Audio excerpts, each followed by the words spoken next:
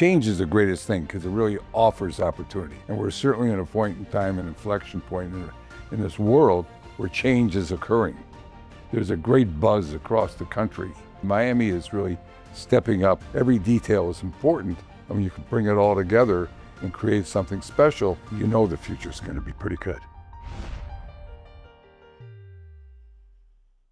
Stephen Ross is joining me right now. He is the CEO of Related Ross and the owner of the Miami Dolphins. Welcome, Mr. Ross. Well, Anna, it's great to be here. So we're hearing today about capital in motion. I can't think of anyone better who can talk about this as a man who's been in real estate, in sports, in philanthropy. What does it represent to you?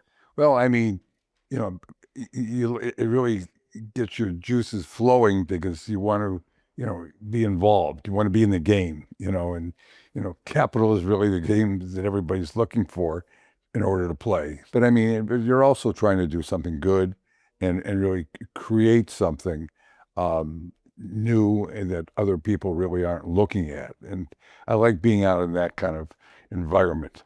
When you said you want to be in the game, so after you developed Hudson Yards, which is the largest private real estate project in the history of the United States, if I understand right, I just heard you speak at the Board of Changemakers. You went to Florida during COVID, and then you saw a big opportunity. Can you walk us through it?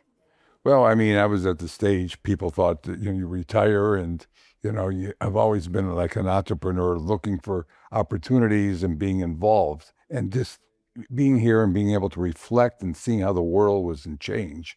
And change is the greatest thing because it really offers opportunities, and so you look for those points in time. And we're certainly at a point in time, an inflection point in this world where change is occurring. Tell us about your South Florida project. Well, I mean, I grew up in South Florida, but went to New York to really, start my business and after school. And coming to Florida, I didn't realize what Florida was all about. And with the change that was taking place, both politically, economically, socially, in this country, I saw all the benefits that South Florida had. And being a real estate person, I couldn't help myself in saying, hey, this is a place that people have not really looked at as a business state, but it had all the attributes to be a great business state. I mean, it has no income tax. The state constitution prohibits an income tax. And so, but it really attracted, because of the location and the climate, it attracted people as second homes, vacations, tourism, and that. The cost of labor was cheap. I mean, because a lot of it, people associated it with older people coming here for their second homes or retirement. And so I think when you sit back and look at it, why shouldn't this be a great business state? And I think people have overlooked that. Yes, it was a gateway to Latin America. Miami grew, dramatically compared to the rest of the state, but the rest of the state is caught up with back offices for major corporations because the cost of doing business here is somewhat cheaper than it is in other parts of the country. So I said, this is really, when you see the problems that are occurring in New York, the Northeast, and California particularly, and the treatment of business and how the restrictions they have on it, and the taxation they place on business, Florida had everything. So that's what we did for the last 3 years, and we attracted probably the best in class types of institutions to come here. Florida is really, I think people are looking at it differently now. And I think when you open their eyes to all the benefits, I think we're seeing a tremendous interest. I mean, there's a great buzz across the country, So, Mr. Ross, when you're not busy building cities and redeveloping developments, you are busy with sports. With Miami Dolphins, tell us, what has the new decision for private equity funds being allowed to buy equity in sports clubs? How will it change the sports? Well, I don't think it'll change sports. I mean, you have a lot more people wanting to get into sports, There'll be more money in it. Well, I mean, everybody, it's like they think there's more money in it, I mean, fortunately, I mean, I saw when I bought the Miami Dolphins, the opportunity that how it would open up opportunities for my business and real estate and really kind of catapults you to like somebody who you can open up doors with. But it also, being a real estate person, it it brings a community together. There's nothing more important and has a more impact today is sports, especially the National Football League.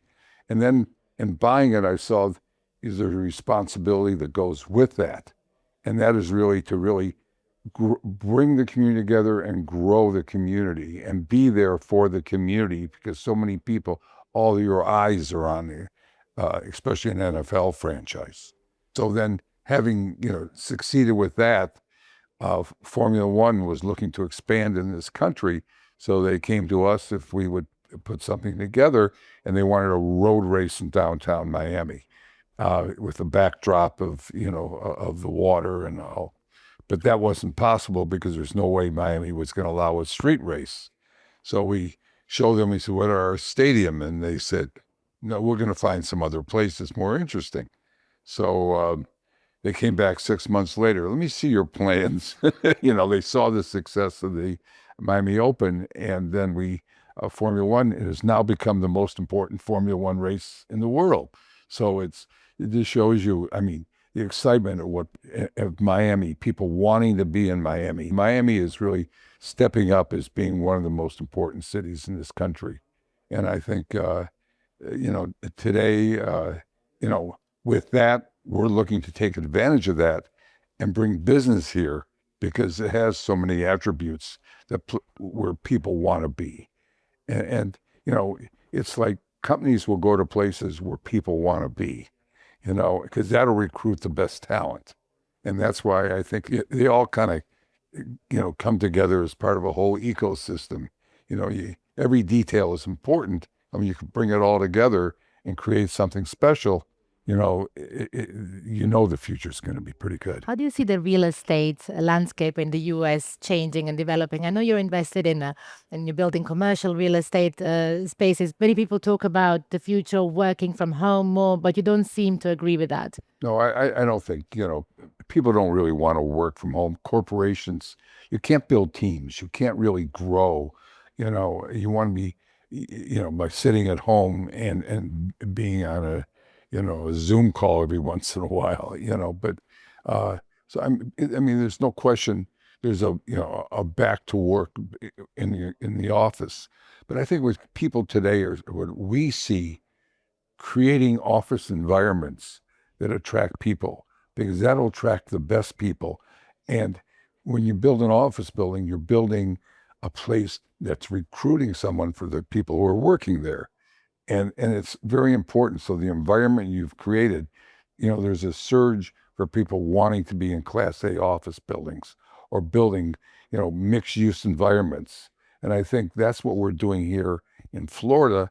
And I think, people are recognizing that and allowing the growth. And I mean, we're seeing the growth that will bring. I know you're also a big donor in education. Do you believe this is where we have to shift a lot of capital in order for our youth to be better? Look, people aren't going to come and grow and bring corporations unless you have great education. And that's really, it all starts with that. It's probably, if you ask, our health, we take a lot of that for granted, but you want to have great hospitals if something, happens. But I think people, and seeing where they're going, they want their children to have the advantages.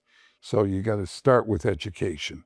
So schools are so important. They're really fundamental. You should start there, then build up. Which is why you started with Vanderbilt University here. Well, yeah, but the K through 12. It's really the K through 12 because you got to have great schools so that they can get into the Vanderbilt universities and the great schools in our country. Through the Giving Pledge, you've committed to give more than half of your estate to philanthropic causes. Can you tell us about it? You work to give back and to pay back. Giving is a great feeling. I believe you give till it feels good. And so my kids are well taken care of, and to do something that you can use your capital for. And now being able to do a lot of these things and bringing these institutions and places, I'm able to spend it while I'm alive and attracting them and, and doing things to, giving is a good feeling. If there was a Stephen Ross case study at Harvard Business School or one of the great business schools, what would you like to be the focus? Would it be great real estate project? Would it be sports, or would it be philanthropy? What should be the core? Who is Stephen Ross? I mean, I don't think it, that way. I just love doing things, getting all the attention and, doesn't really appeal to me. I think that, putting people in a place where they have the opportunity to grow and to live their dreams, and I think that's what I've been fortunate to do, and recognize, that there is a lot of opportunity in life and you just got to make it happen. Is it also your dream to see Miami Dolphins win the Super Bowl again? Yeah, it's been a long time. Hopefully that happens sooner than later. Mr. Stephen Ross, thank you very much for your time. Thank you.